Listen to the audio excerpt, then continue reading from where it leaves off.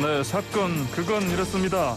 자, 승재현 한국형사정책연구원 연구위원 그리고 박선배 변호사와 함께 이어갑니다. 자, 이번에는 울산시장 선거 개입 의혹 사건 이거로 넘어가 볼게요. 네네. 간단하게 이것 좀 정리 좀 해주시죠, 박 변호사님.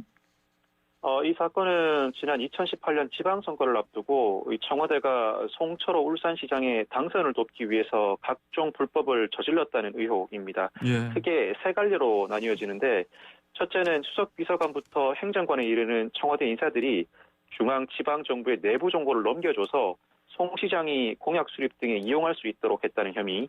이 둘째는 송 시장의 경선 경쟁자의 출마 포기를 종용했다는 혐의. 예. 셋째는 청와대 인사들이 송 시장의 본선 경쟁자죠. 예. 김기현 전 울산시장의 비첩보를 울산경찰청에 전달해 하명 수사로 선거에 영향을 미쳤다는 혐의로 나눌 수가 있습니다. 아, 그렇군요. 알겠습니다. 자, 그러면 이게 지금 그 재판이요. 그동안 계속 공판 준비 기준이 어쩌해가지고 지금 끌어오다가 본격적인 재판 다음 달에 들어간다면서요? 네네, 5월 10일 날 첫 공판을 열겠다라고 이야기를 하는데요. 예. 사실 이렇게 지연되는 가장 큰 이유가 이제 언론에서 나오기는 예. 아마 수첩에 대한 기록 열람 등사에 관련된 문제도 예. 나와 있어요. 검찰이 어떻게 이야기를 하는가 하면 이제 변호인 측에서 우리 형사소송법 266조 건절에 보면 이제 공소가 제기되면 증거 개시 제도라는 걸 새로 만들어서 검사가 가지고 있는 증거를 조금 열람 등사할 수 있는 제도를 만들었어요. 그 제도를 만들고 가장 중요한 증거 중에 하나인 이제 수첩이 있었는데 그래서 수첩을 좀 이렇게 열람하게 해달라, 등사하게 해달라, 복사하게 해달라 이렇게 이제 변호인 측이 요구하니까 검찰에서는 수첩 중에서 공소 사실과 관련된 부분은 이미 이제 다 제출했고 아직도 검찰이 이 말을 조금 저희들이 유력하게 좀 봐야 되는데 아직도 수사가 완료되지 않았다. 라는 이야기를 한 13명을 일괄 기소를 했음에도 불구하고 여전히 이 수사는 ING 지금 진행 중이다. 그럼 이 수사가 어디로 지금 향하고 있는지 이건 검찰만 알고 있는 듯한 뉘앙스지만 분명히 아직 수사가 끝나지 않았다. 끝나지 않는 부분이 있어서 열람 등사해 줄 수 없다. 라고 이제 이야기를 하는 것이고 검찰 쪽은 변호인 측은 무슨 말이냐. 아니 피고인 본인이 작성한 수첩인데 이 수첩을 왜 열람 등사 안 해주느냐.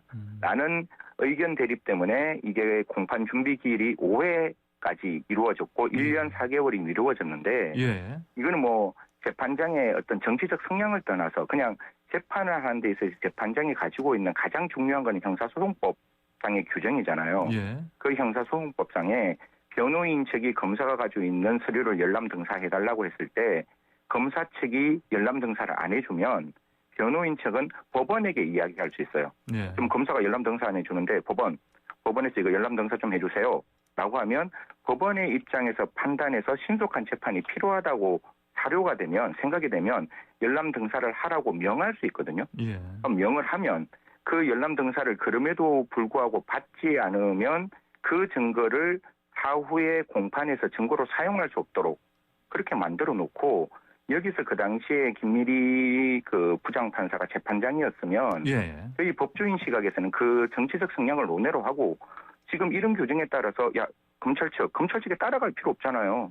이 검찰 측에 서류 열람 등사 좀 해줘라. 이게 법원이 명한다. 만약에 명한데 열람 등사 안 해주면 또 본안 소송 들어가서 증거로 사용할 수 없다라고 하면 이 서류들 검찰에서 제출하거든요. 그럼에도 불구하고 이거를 의사합치라는 어떤 관련 속에서 지금까지 미루어 왔기 때문에 이 부분이 재판 지연에 검찰, 변호인, 법원의 의사가 딱 맞았다라는 비판의 시각이 있는 거죠. 아, 그렇군요. 박 변호사님께서는 어떤 상황으로 보십니까, 이거?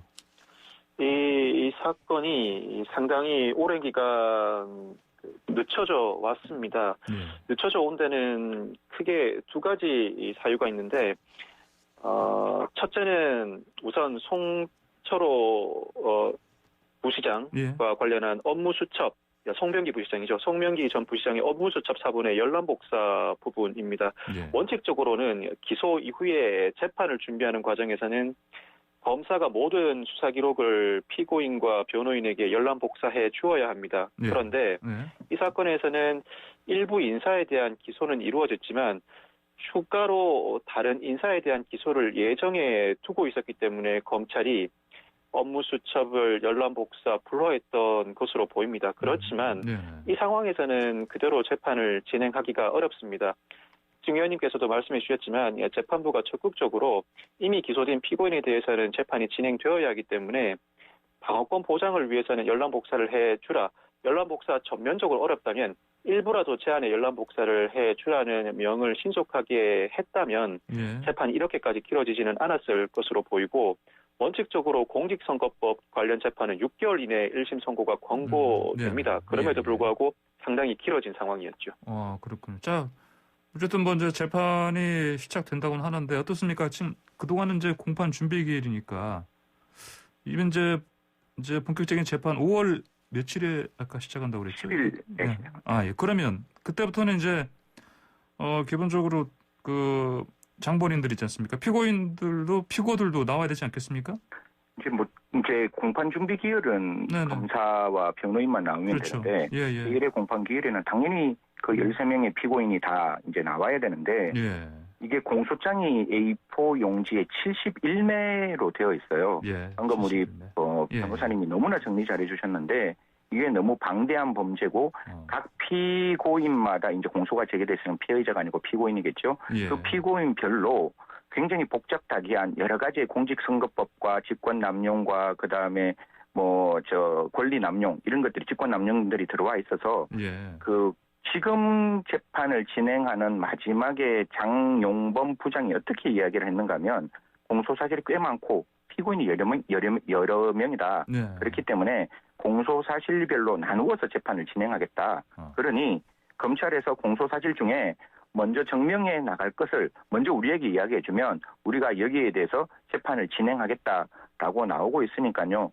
지금 가장 대표적인 게 송초로 울산시장부터 굉장히 이렇게 그 울산시와 청와대 관계자들이 굉장히 많이 개입되어 있고 또 이렇게 아까 말씀 주셨다시피 송초로 서울시장을 당선시키기 위해서 여러 가지의 청와대 관계자들이 움직였던 정황들이 보이기 때문에 이런 걸 쟁점별로 사안별로 아마 법원에서 재판을 진행하지 않을까라는 생각을 하고 있습니다. 그렇군요. 방금 쟁점 말씀하셨는데 좀 간추려 보면 어떻게 될까요? 다시 한번 이걸. 일단은 그 송 시장이 공약 수립 등에 이용할 수 있도록 내부 정보를 넘겨주었다는 혐의와 관련해서는 그 정보가 과연 내부 정보인가가 중요한 쟁점이 될 수 있고요. 단순히 중앙 정부와 지방 정부가 협조하는 차원을 넘어서서 의도적으로 정보를 넘겨주었는가도 또 다른 중요한 쟁점입니다.